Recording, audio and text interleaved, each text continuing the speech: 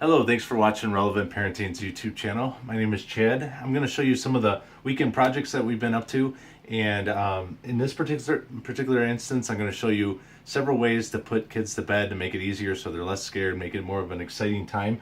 And this is actually what I call a storyboard, and this is in their bedroom where I use these different trinkets and things I've collected from my own adventures, things I've ordered maybe off of eBay, Amazon, or just online as ways to springboard into stories. So just to give you an idea, I created these little specimens, put these little plastic figurines with gel in them. Great way to kind of make up some stories.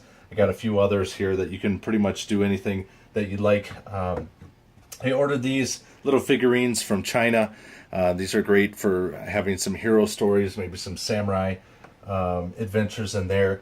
Picked up a few things while I was in Mexico, like the shark jaw. Got some little bones, got some actual fossils here. Just a whole lot of creative ideas, and depending on if you have boys or girls, you can kind of tailor it to match exactly the audience that you have, and then have some resin bugs, just a lot of fun stuff. And then, of course, as we visit national parks and fun places, I kind of write on where we went, the timing, and then we reminisce about different stories from that occasion, and the kids especially love that. So after the storyboard, this is kind of one of the things that is considered a staple in my house is this planetarium. And I ordered this off of Amazon. You can project planets, stars, you can make them rotate, you can get satellites, spacemen, stuff like that, and the kids love it. So I don't use this every night, but I think I got this off of Amazon between $20 and $30, and I relied on a lot of the reviews for parents to say, hey, these are pretty cool, or the kids liked it. But I'm satisfied with it, and it comes with this explanation, just paper where you can tell the boys, get them excited about creation, and also explain some of the things that they're seeing on the ceiling. So I let the children pick out one and kind of rotate, and like I said, this is considered a staple in our family. And then another fun thing that I think is pretty creative, or allows you to be creative in any circumstances, is a sleeping bag. So most households have something close to resemblance or a sleeping bag already. It's not like you have to go out and buy a new one, but if you want to put them in the living room, put them in a sleeping bag in the bed, let them sleep on the floor, let them switch beds, or even you want to camp out with them in the living room. If you're not up to camping out with them outside, it's certainly appropriate, and it's free fun, right? So sleeping bag goes a long way to make the whole bedroom experience a whole lot more fun.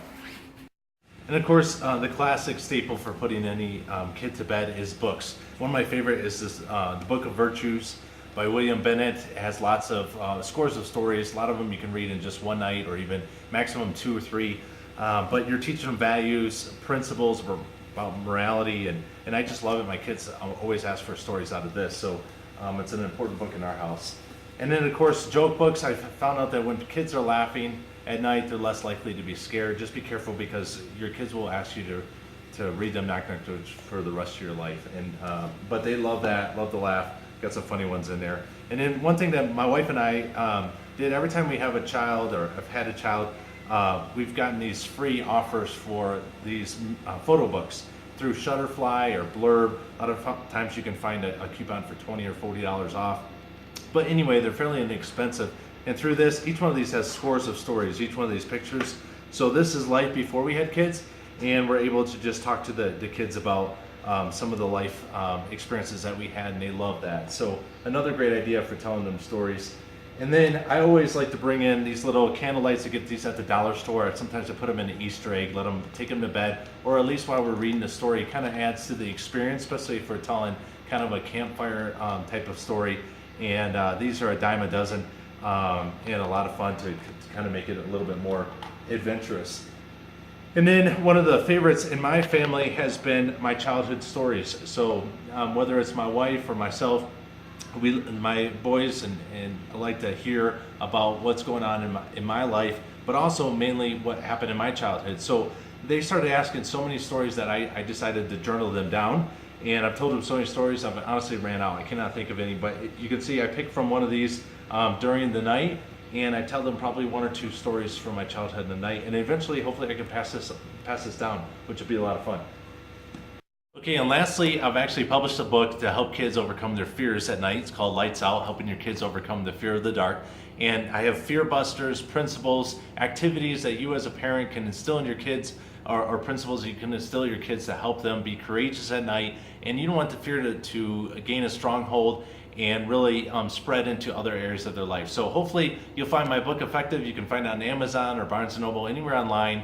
And love to hear your comments, love to hear your ideas even for putting your kids to bed. So if you like my content, please subscribe to my channel. I wish you the best luck, and God bless.